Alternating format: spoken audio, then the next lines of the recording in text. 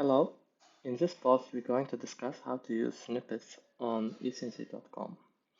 When you go to the editor page, you will see the following screen where you can add the title to your post, some topic tags, and then the content itself. Let's create some post.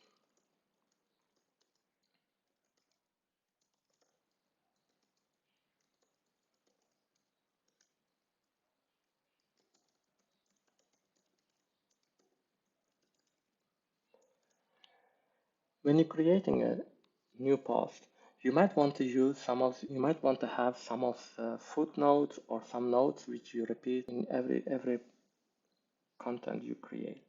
So the snippets are really helpful in that you can save some portion of the content and then you can reuse them every time you make a content, every time you comment on someone, and so on.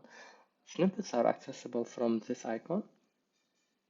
When you click on it, you will see some of the snippets which is already created by this user, and you can insert them into your content quickly. And how to create them. You can also manage your snippets from the user menu when you go over to your avatar and you can see the snippets. And then in this screen, you can search snippets, you can create new snippets.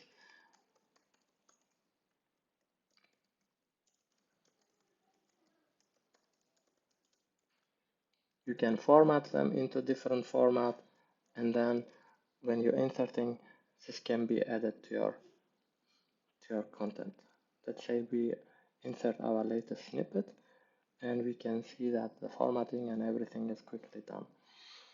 And this is very useful if you use social links. For example, you can create one snippet which contains all the social links to your profile, and then by clicking you will add it to your content, and the same snippets can be accessible through the commenting as well.